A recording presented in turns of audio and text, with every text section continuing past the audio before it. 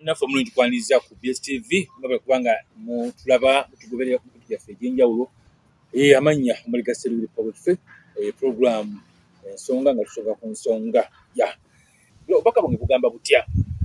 Obubaka bugamba nti amadiini gano tegegalwaniramu nnyo kubanga buli ddiini erina ensibuko yaayo ate erina obulombolombo erina ebyafaayo.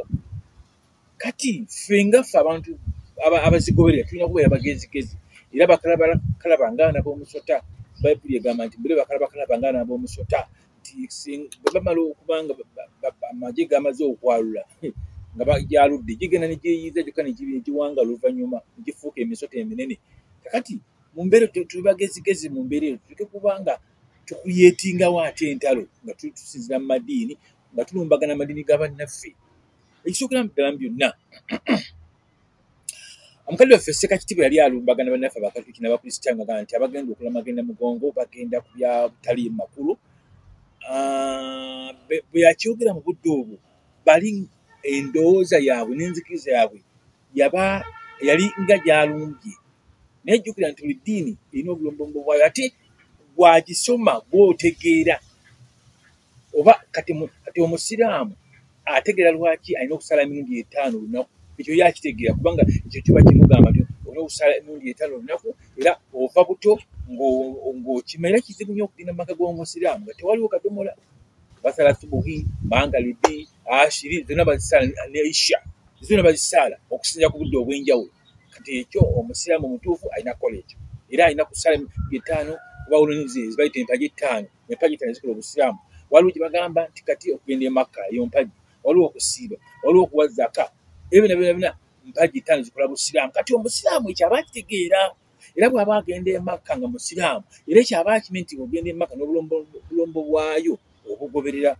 Kakati lwaki njakadde kino kireete nti n'Omukatuliki bw'aba mugamba nti nno olina okwambala omudaali, ye kati Omukatuliki owaddala eddiini ye gy'ategeera omudaali yagutegeera bulungi nti omudaali ye bw'aba nga agusabiddeko ensonga z'asabira ku mudaali gwe n'akkiriza ne Maliya nga ye gwakkiriza era ekyo nakyo ge maanyi ge gwakyakiriza.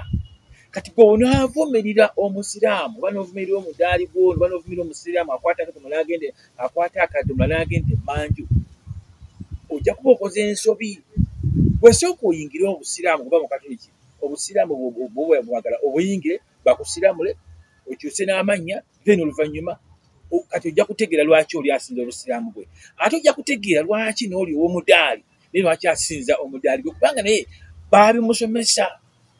Ffe tulina abaana bagenda ne basoma omugigi, okusibwako emikono birinya ate bannaffe bali Abangirikaani, okusibwako emikono. Kati Mbakatoliki omwana asoma omugigi, asoma kalimwezi nga bamusomesa eddiini agimanye okuva obuto, kimuyamba okula ng'agitambuliddemu.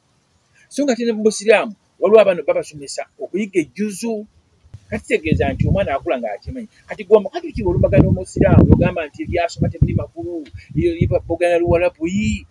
Balina okwogera Oluwarabu kubanga eddiini, ensibuko y'eddiini egyeva. Era ne Nabbi Muhammad teyali Muganda, teyali Musoga, teyali Muswayiri, teyali Musudani, yali era muweeyo. Kati bw'aba yaleeta eddiini nga bwe bulombolombo bwe era kyeyaleeta kyekyo. Kati buli musiraamu ayina kutambula mu buufu obwo.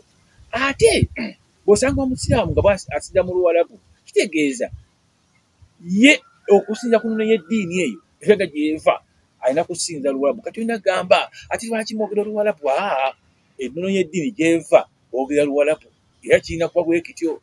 Kakati bw'ogenda mu Bakatoliki, Abakatoliki abagundiivu ab'amaanyi ennyo ogenda okuwulira nga bamanyi Olulatini kubanga eri Paapa ne Oluyitale, Oluromani n'ebirala mu Italiyo. Kati amaanyi g'eddiini era gasibuka awo nti bo abaagula Olulatini era kiba nti teri muntu ayinza kufuuka Paapa mu nsi yonna nga tamanyi Olulatini.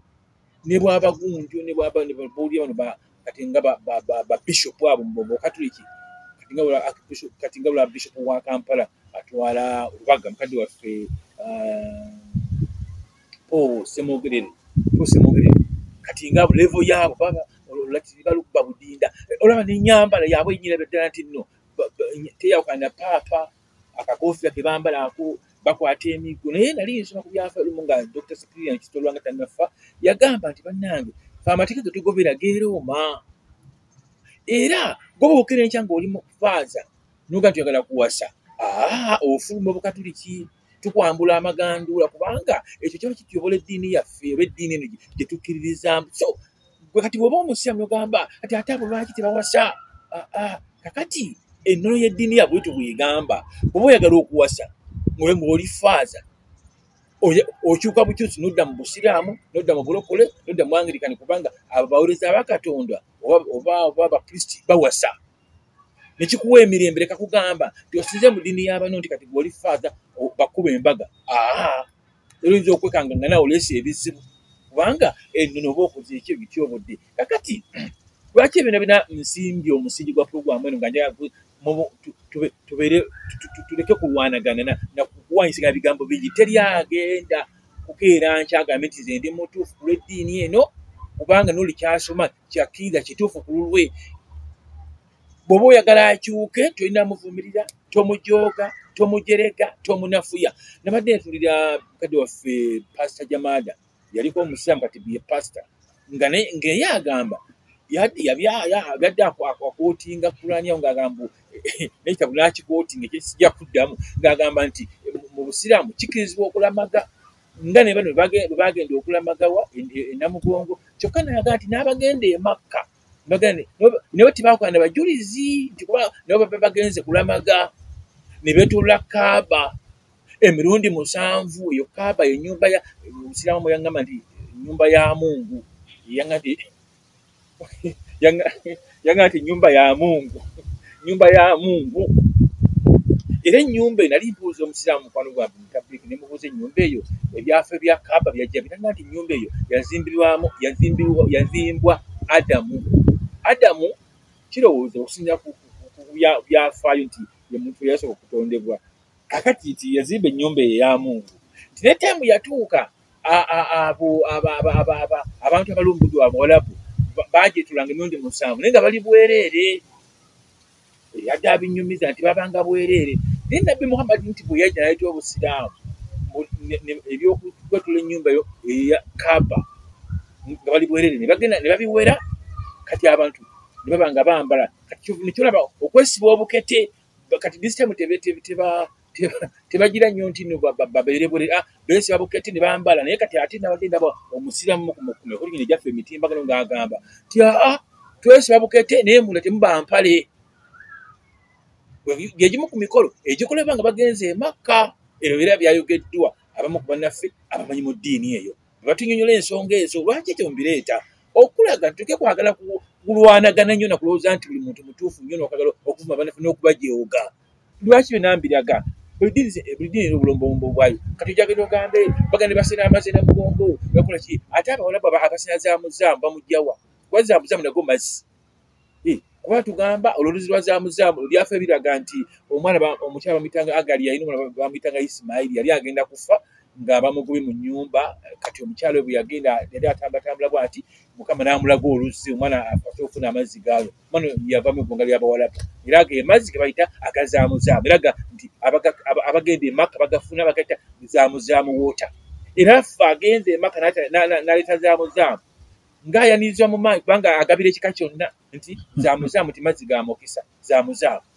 Kati n'agenze e Namugongo wali mu kayanja k'e Namugongo ako kigamba okuba nti abajulizi baabattanga ebiso bino baabyozanga n'omusaayi mu luzzi olwo lwa kaali nga kazi katonotono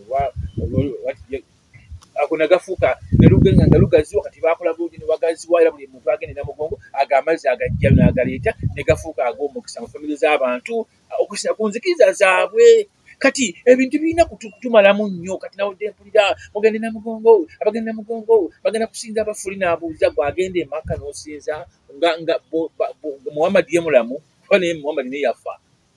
So kati byonna kati ndaba Pastor Jamala ng'agamba bw'obanga ogenda e Makka n'osabira Nabbi n'omutolera n'essalaamu n'otolera amalalo ga Nabbi salaamu. Kati nnyo olwo kinaagenza n'asaba abajulizi muba mucommunicating. So byonna mu bumpipi ngezako okulaga nti tuleke kwagala kweyuzaayuza. Bwe tuba twagala abantu batuwagire tukkirize nti tulina kuba ku banjiri bakyuke naye tetulina kubalumbagana kubanga ensi yavaawo dda. Akalala nga begamba nti buli ddiini erina obulombolombo bwayo. kati mu bakatuliki tokkirizibwa kusembera, mu bakatuliki tokkirizibwa kusembera nga tuli mugatte. Ye nnono yaabwe tokkirizibwa kusembera kulya akagaati kali akatukuvu. Wena wali ku ntebe entukuvu oli bakuwa agaati okale father akakuteeke mu kamwa nga toli mugatte, era bw'okikola oba omenye etteeka ly'eddiini. So ng'ate mu balokole ebyo tebiriiyo. Kasita oweteekateeka bulungi simina okolaki akagaati okameketa. Ne mu bakristaayo tebalina nnyo bulungi. Lwaki? Naye ate mu basiraamu toyinza tebalya mbizi, omutuufu talya mbizi omusiraamu.